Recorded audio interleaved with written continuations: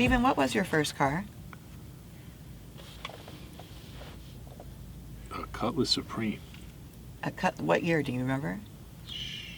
Are we let it curse? Yeah. Oh, Okay. Please. I was a junior in high school. Okay.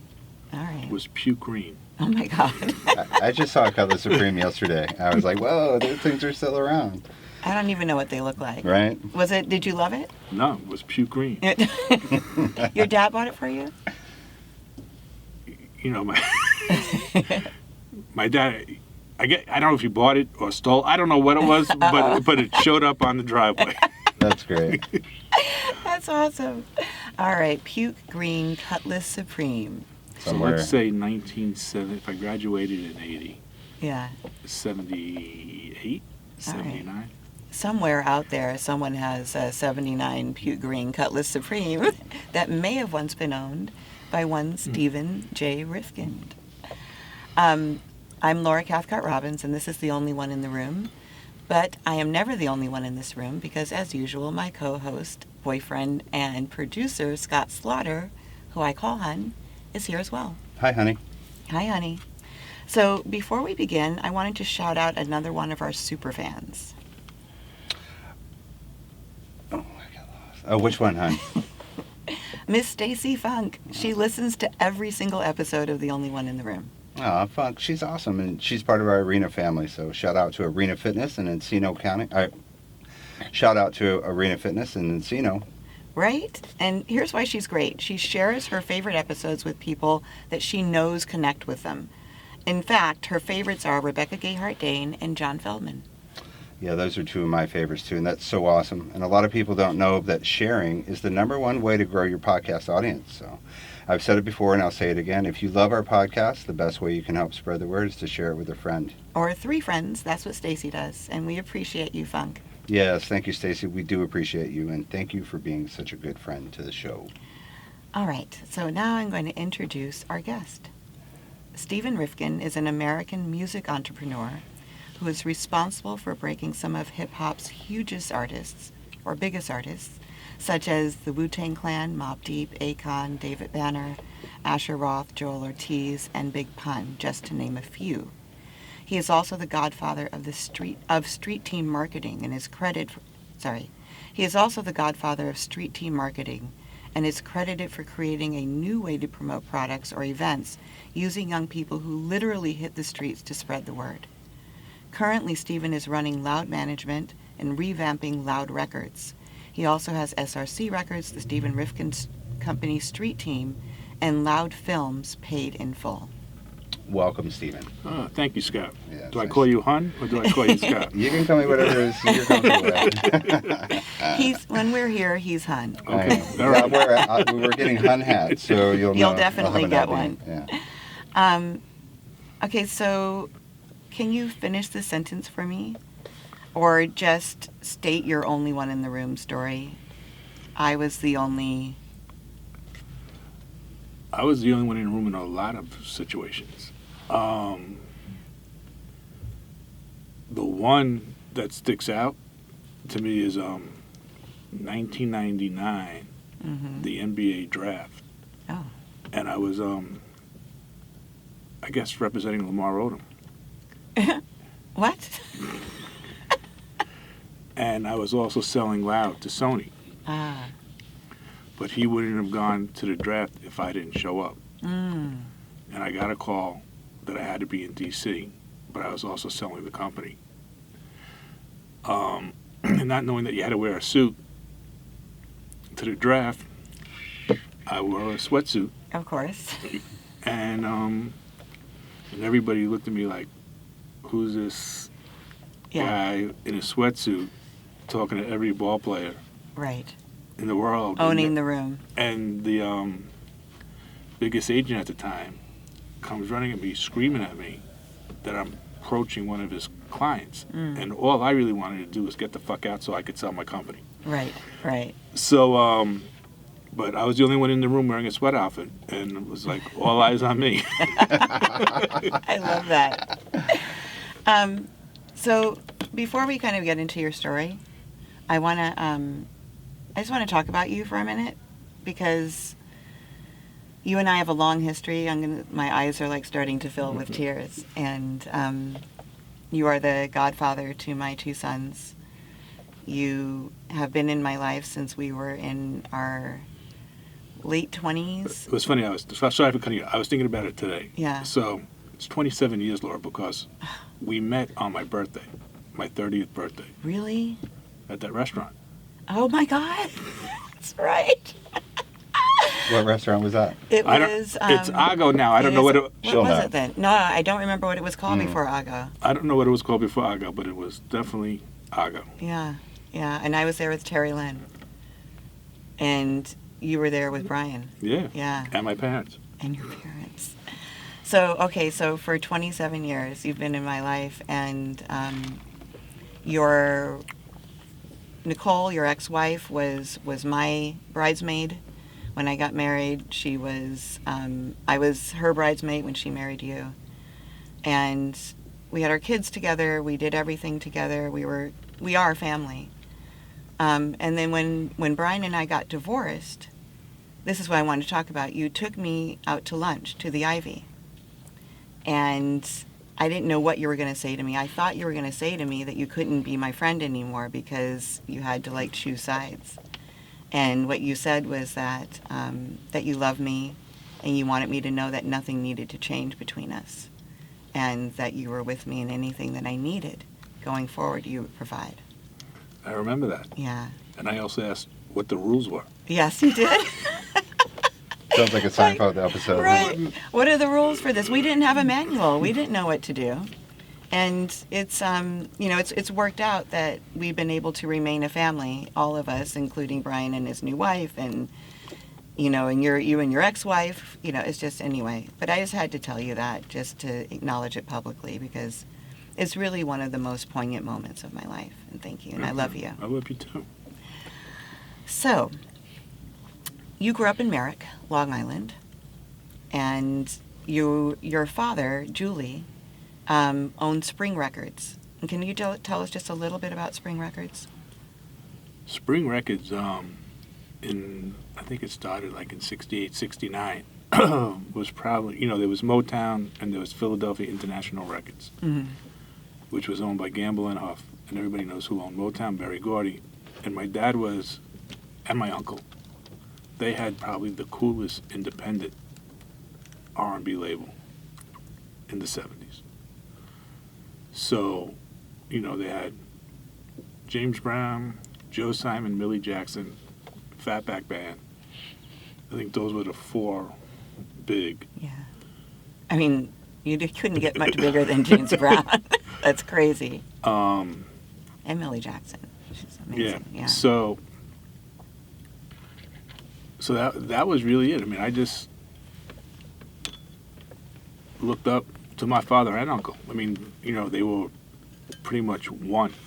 Yeah. So, and then at the house, and even though we were living in Long Island, at any given time, you would never know who would be in that house. It's like legends would come through. Yeah. Yeah. It's so cool. Like, can you name a couple? Millie. Mm-hmm. Diane Carroll was at the house. Really? She was married to not a blood uncle, but an uncle. An uncle, yeah. Who lives in Vegas. Do you ever at the Italian restaurant in Vegas? Mm-mm. That my uncle owns? No. So she was married to him. Oh, okay. So I remember just coming home one day and, the show Julia, and I was like, Yeah. and there she was in the kitchen. That's crazy. It's so iconic. And, of course, she just passed. Yeah. Yeah. Wow. So, you at that time, I'm just going to summarize a little bit of your life here. You weren't the best student. That's putting it mildly, right? You had trouble reading and writing. I didn't know how to read or write. Well, probably write. I didn't know how to read really until I was like 13, 14 years old. Wow. And so in school, did school feel like jail? Did it feel like a trap? Well, I did go to jail. I was Right. in jail school. I was on the little bus. They would cuff me and they didn't know what, Wait, they cuffed you to go to school? on the bus. Why? Because it was like a jail school. But why were you in jail school? I mean, I was, people did things out of survival. Yeah. I was doing things to just get attention. Mm. And So it's I knew I was just as smart as the next person, Right. but I couldn't show it in school. Yeah. So the frustration would lead into trouble. Yeah. Okay. So once my parents found out it was really a jail school, they took me out, and then I was allowed to go to the normal school No regular school? that I went to. But it was, It was jail school. it was definitely a jail school. So you ended up at some point getting a call from your grandfather, was that correct? Who suggested, because you kept getting into trouble, that you go work for your father and your uncle? So I was, let's say 18. Mm-hmm. We were all Jews from New York. They go to Florida, Fort Lauderdale. Yeah. He calls me down to Florida. Oh. It wasn't just a phone call, it was No. like a summons Yeah. to appear. I go down there, and he just said, 2 things are going to happen to you. You're going to end up dead or in jail. He goes, why don't you go work for your father? I said, I don't think my father really wants me around. Because I'm going to call him. Mm-hmm. So next thing you know, like 2 weeks later, I'm in a little car in Florida. I have to drive to Alabama. Right. And I was supposed to be gone for like 10 days. Yeah. And that 10 days really ended up being 3 years. Like zigzagging across the country, visiting radio stations, and just... So this was pay to play, right? I mean, you were paying DJs to play the music for Spring Records, is that right? Well, meeting DJs. It's illegal to say pay. Oh, sorry. You were promoting I was definitely promoting. the records. They had no GPS. Mm-hmm. I had $5 to $10 worth of dimes at every given time to call the radio station to see how to get there. Wow. Are you good with maps? No. No. I mean, so if I was 18, if I didn't know how to read till I was 13, so I mean, Right, I was just, right. there was no way in the world I knew how to read a map. And Wow. Are you by yourself in the car, or you have people with you that you're going? I was literally by myself. That's a trip. So you're really boots on the ground, learning how the record industry works. Not making records, but knowing what's good and what gets played. Exactly. Right? So that leads you into creating. Does that lead you into creating Loud, or SRC comes first, right? SRC comes first. So what happened was I was 18. Yeah. I didn't want to hang out with people my age now. Right. Right. So I would go back. So I would say, what's the local college? So I knew colleges also had radio stations. So I would go to the college. We talked music, sports. Never about money, but it was always like music, sports, and maybe girls. Mm-hmm. And that's how I ended up putting really my network and the whole street team concept together. But it took 3 years from just being on the road. There were no cell phones. Right. Right. And the street team is, like I said in your bio, it's literally people who, and I remember you had colleges on lockdown. Like, that was your network there. But people with flyers, they would go out and put up, what do they call those? Not flyers, but like when they would plaster, like... Snipes. Snipes, thank you. and talk to the DJs and have their pulse on what music was getting played and what wasn't. They were literally getting CDs or tapes. There was no CDs then. So there was tapes into people's hands. It was tapes and vinyl. Yeah. Wow. And so this was something that, just really quickly, why hip hop? Like, why was that? Because you loved it so much, or because you saw that there was an opening there for somebody to do something like what you were doing? Well, when I started, my dad put out the first hip hop record. Right. With the Fatback Band came Yes. through the third. And then he gave Russell his first deal. Mm-hmm. Russell Simmons. Yeah. Yes. So I was promoting rap records, not knowing what it was going to be. So that's really all It was. I liked it, but it wasn't like, oh, I got to have this. Right, right. It was just where you started, and Yeah. that's what you knew. All right. So describe then what happened after SRC and Loud started to...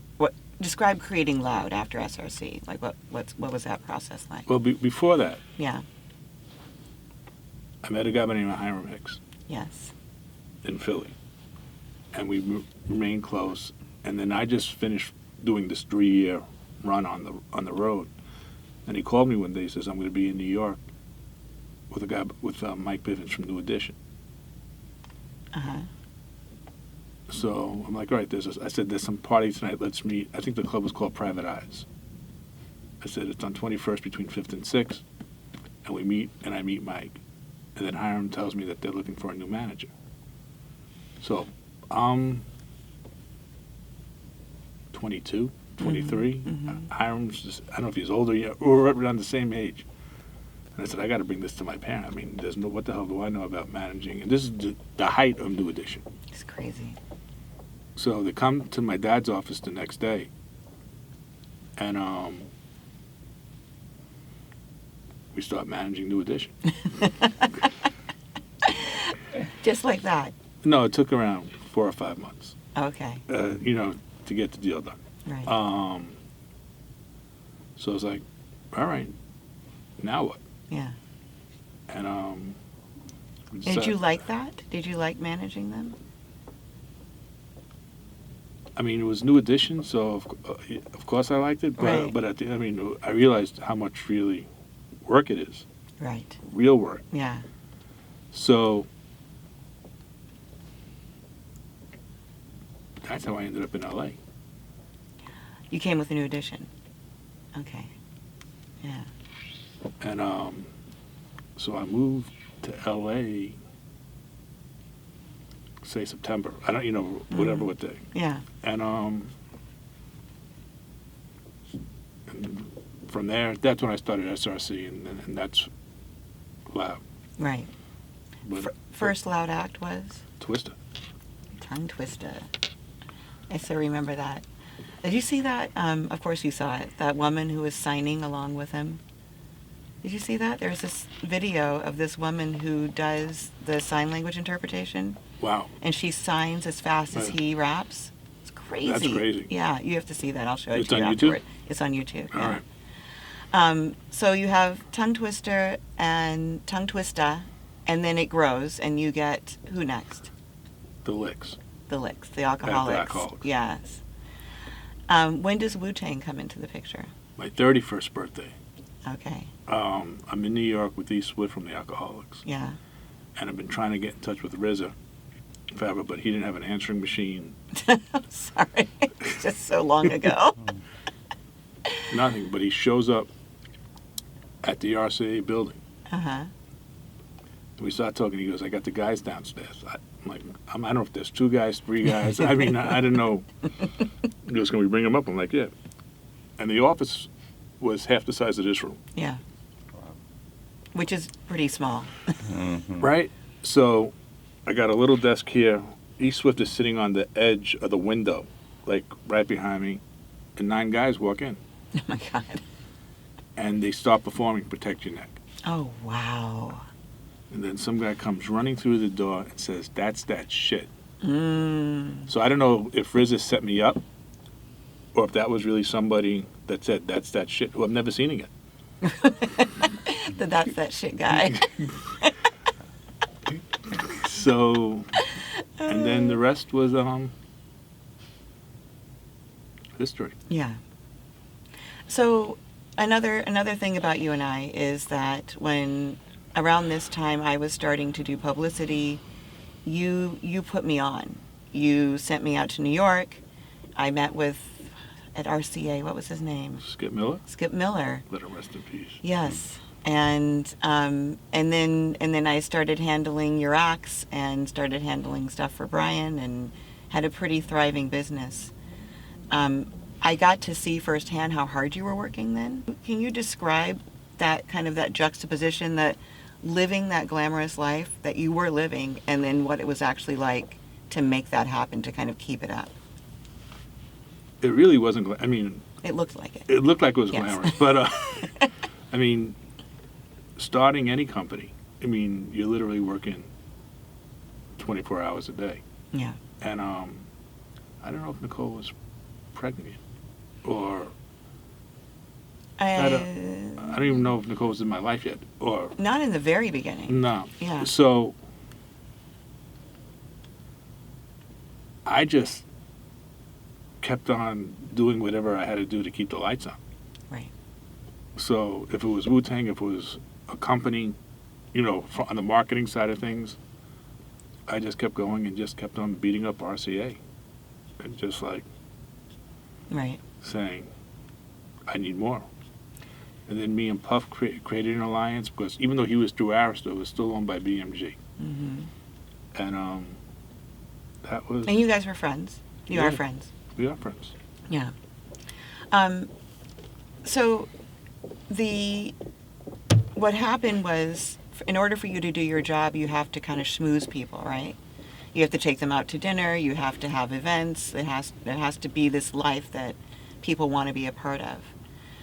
Is there a point when that gets bigger than is sustainable for you, where the Nobu dinners get bigger, where the events get bigger, where you don't really do parties, but you did a lot of dinners and that kind of thing. The one Yeah. party that we did have was an American music. I think we used to do a deal with Paul Stewart, Yeah.